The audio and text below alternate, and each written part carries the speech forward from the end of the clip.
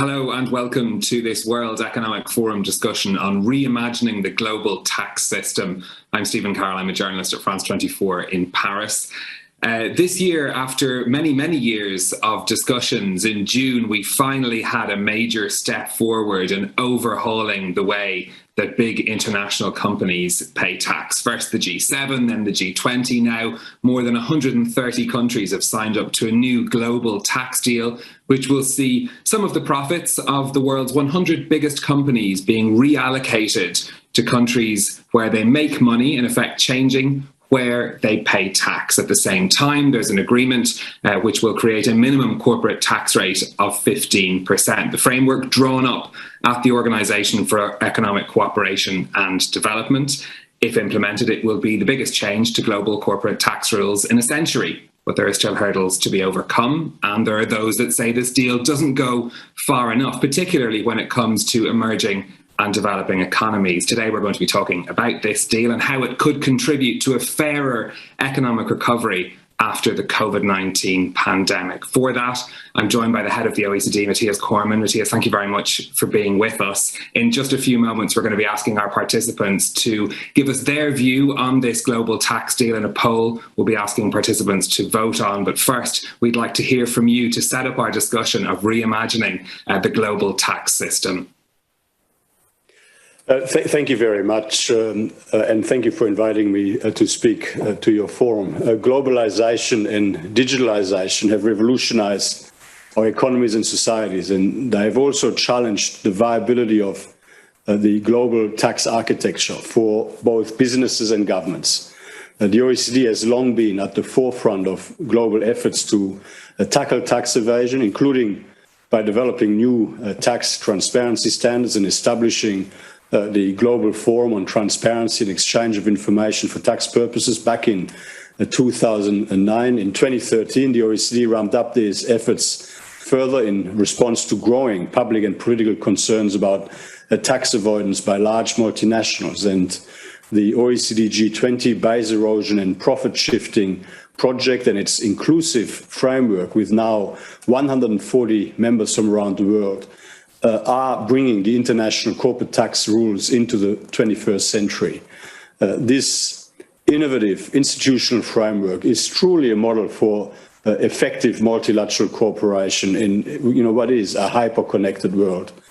Implementation of the 15 actions of the BEPS action plan, which was agreed back in 2015, is well underway, but there are some remaining gaps. And that is what we're seeking to address now with the international tax deal that was recently agreed by 134 out of 140 countries in the inclusive framework and by all G20 economies. Because the current rules still allow large multinationals to earn significant income in a market jurisdiction, without paying corporate income tax there. New business models that rely heavily on intellectual property have made it easier for multinationals to shift profits to low or no tax jurisdictions. Globalization and the digitalization of our economies has exacerbated this. As of today, 134 countries representing over 90% of global GDP have joined a statement on a two-pillar solution, which was agreed in July, just a few months ago, which addresses these issues. Pillar 1 modernizes outdated rules to ensure a fairer distribution of profits and taxing rights among countries with respect to the largest multinational enterprises. Pillar 2 provides for a globally agreed effective minimum corporate tax rate, which countries can use to protect their tax bases. Importantly, this minimum level of corporate taxation doesn't eliminate tax competition, as it shouldn't, but it sets multilaterally agreed limitations on it. The aim is for the agreement to be finalized by October this year. Some outstanding detailed points must still be resolved, and an implementation plan must also be agreed. This plan will include model legislation, guidance, and a multilateral treaty to be finalized in 2022, with implementation from 2023 onwards. It's an ambitious timeline reflecting the globally recognized urgency of addressing these issues. The two-pillar solution represents a truly historic achievement if we can finalize it. It goes beyond simply reimagining the global tax system. It remakes it, ensuring it is truly fit for purpose in the 21st century. It will bring much needed revenue to market jurisdictions around the world, because under Pillar 1, taxing rights on more than $100 billion of profit are expected to be reallocated to market jurisdictions each year. And Pillar 2's global minimum tax rate of at least 15% is estimated to generate around $150 billion US in new tax revenues globally per year. These resources will help fund the recovery from the COVID crisis and could help finance other important priorities in healthcare, education, the green transition. It is important to note that developing countries make up a large part of the Inclusive Framework's membership and have been very active in those negotiations. Their participation has ensured that adequate consideration was given to the administrability and implementation of the two-pillar solution. Pillar 1 rules are expressly designed so that the new right to tax applies more easily in smaller countries. Pillar 2, meanwhile, includes the subject to tax rules that will protect these countries against abuse of their tax treaties. Additionally, the agreement will stabilize the global tax system, helping to avoid trade wars over unilateral measures on digital taxation that could have cost up to 1% of global GDP annually. As the world continues to grapple with the effects of the COVID pandemic, stability and certainty in our tax system are key to facilitating a robust international economic recovery, which is why the OECD looks forward to finalizing the Inclusive Framework negotiations by October. We will certainly do everything we can to facilitate implementation of the agreement to ensure that the global tax system has, in practice, been both reimagined and remade in the best interest of society. And just in closing, to pick up on the point that you made in your introduction, it's going to be very important that we don't let the perfect be the enemy of the good.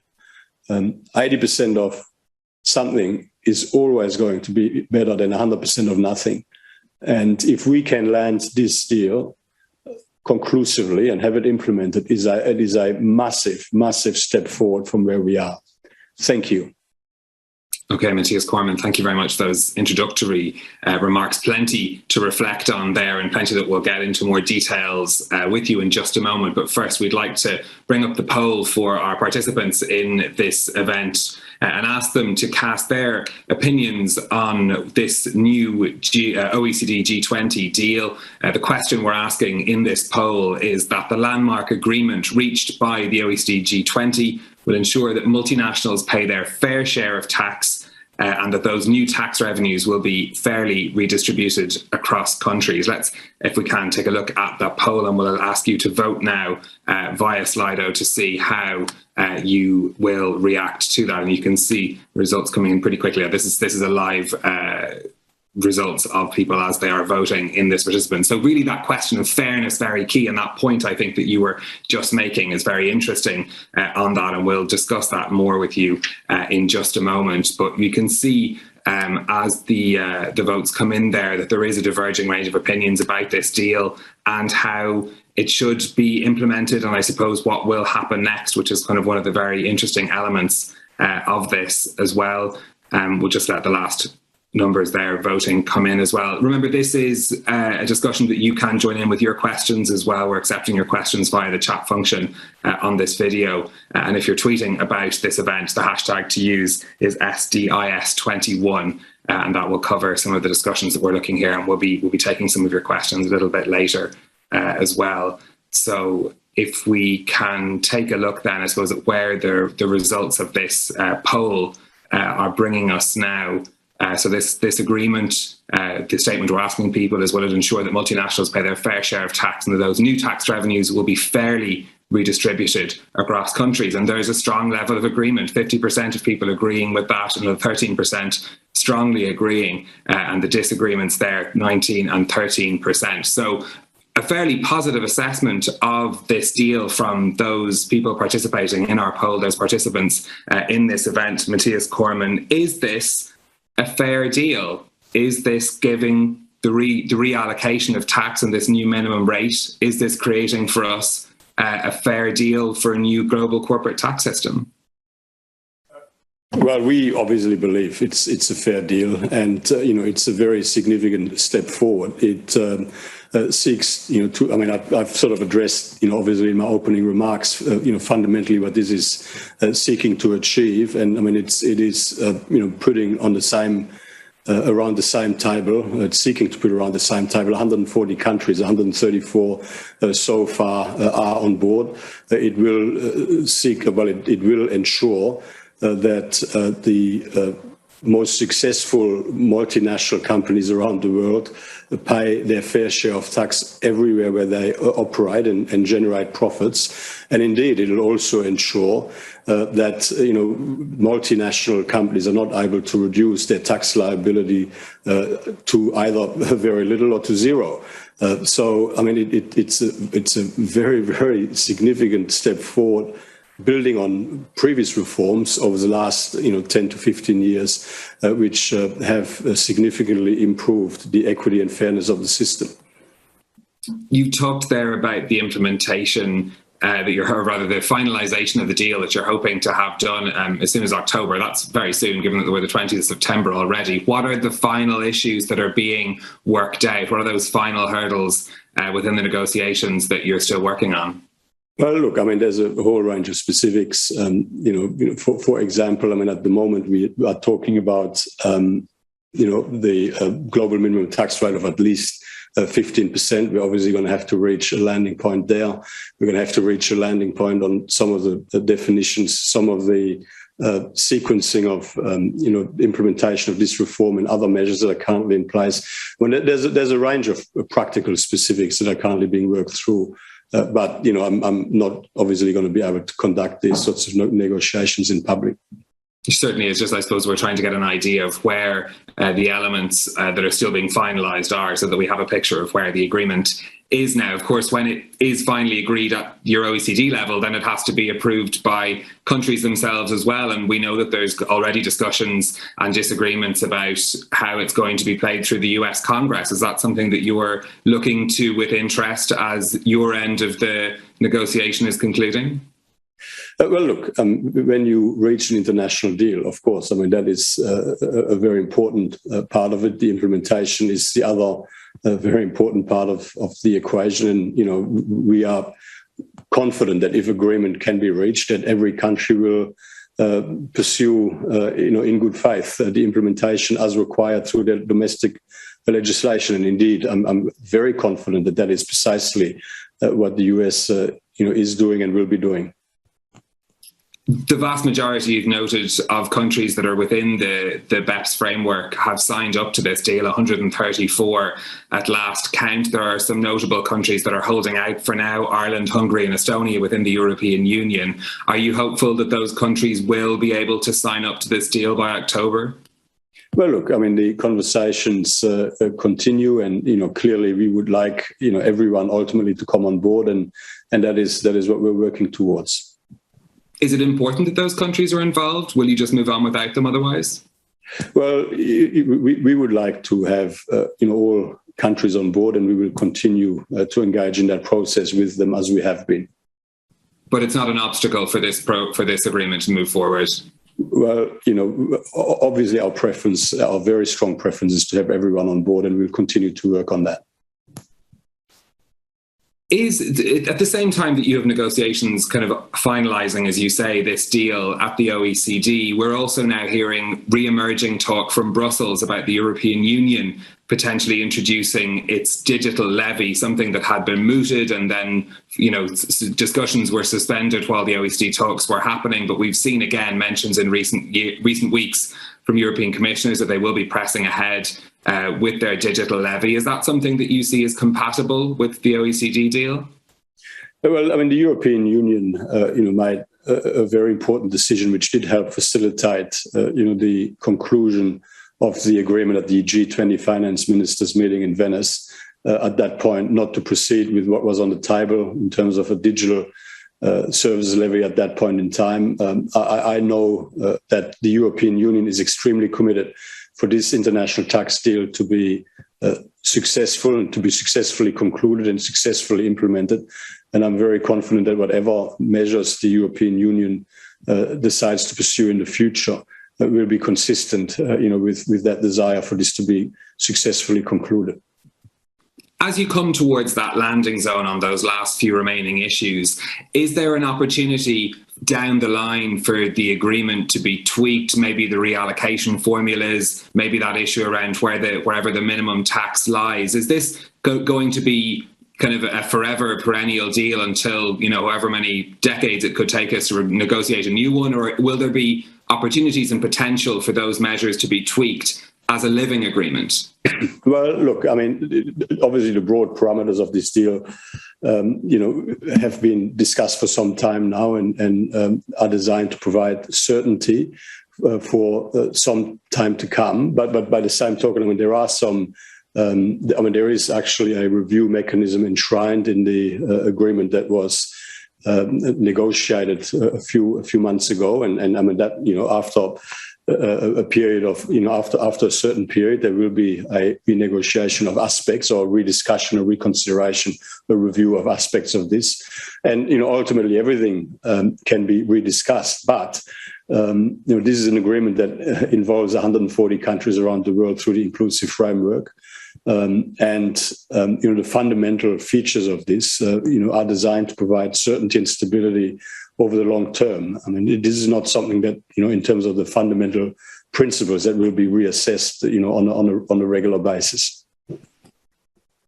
One of the questions, just reminding our viewers that they can send in also questions if they want to join us in this discussion, but we've already had one from one of our viewers today who's asking that HQ countries, so countries where the headquarters of big international companies are based, which are mainly OECD members, will be receiving revenues from a minimum tax. And the question here is will that create an obstacle to any future less unjust reform if the HQ countries are going to be benefiting from this new tax arrangement? Well, I'm not quite sure what the question is here. I mean, what we're seeking to prevent here is the capacity for multinational companies to reduce their tax liability to either very low or nothing, and we are seeking to set a floor to the level. I mean, to tax competition. We're not seeking to abolish tax competition. We're saying that the minimum level of corporate taxation or tax that should be paid on corporate profits globally, on profits outside your home jurisdiction should be at least 15%. And the agreement would seek to give effect to that. I think that creates a level playing field that is globally fair. So I'm not quite sure that I understand the question. Okay. Do you feel that this deal could pave the way for other kinds of big international tax arrangements? We know there's a proposal from the IMF for a solidarity tax, for example. You've spoken about carbon pricing. This maybe could be done through a global deal as well. Could this be a template to allow further deals of its kind to be done in the future? Well, I certainly think that, in relation to challenges that are genuinely global and, multinational tax avoidance, the implications of the combined effects of digitalization and globalization on equity and fairness in our tax system, I mean, is a truly global challenge. And I mean, you mentioned carbon pricing. Certainly, if in order to effectively address climate change, we also need a globally coordinated, effective solution, and we need a globally coordinated approach that minimizes, to the greatest extent possible, competitiveness and carbon leakage implications, and which maintains a global level playing field at the same time as increasing the level of ambition and effort when it comes to reducing global emissions. And so I do believe that there is a case to use this inclusive framework, or to consider using this inclusive framework type mechanism to assess how we can best find an effective approach globally price carbon, and that is by considering both the explicit carbon pricing approaches as well as the implicit carbon pricing approaches. I mean, with climate change and with measures to reduce emissions, one of the issues is that different parts of the world, for good reasons, are pursuing different policy mixes. How do you come up with a methodology, a globally coordinated methodology that recognizes each other's effort in a way that has integrity and that has that is genuinely focused on achieving a common global objective? And do you feel there's an appetite for that from your members in the OECD and broader as well to build that sort of inclusive framework for that area? Well, I believe that there is. I believe that there is a growing appetite around the world to get to global net zero emissions by 2050. I mean, that is a commitment that is increasingly shared by many countries all around the world, which is great. But I mean, the focus now has to be on how we can reach that outcome and how we can ensure that every country and every part of the world carries a genuine part of the burden, a genuine and verifiable part of the burden. How we best do that, I think, is still an ongoing conversation.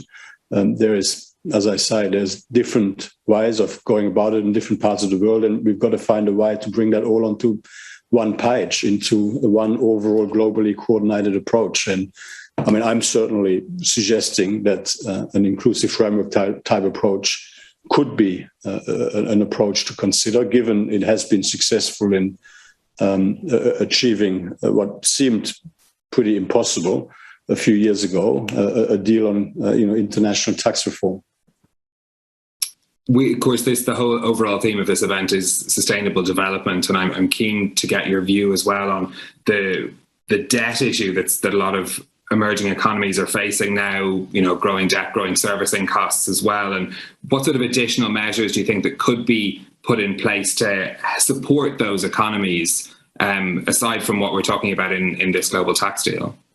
Well, look, I mean, the IMF and the World Bank are leading that work internationally. The OECD focus here is on providing various transparency measures in order to help provide proper data and proper information that helps inform the conversation on these sorts of issues. But I mean, in the end, developed economies have got to continue to step up in providing the appropriate levels of support to developing economies around the world.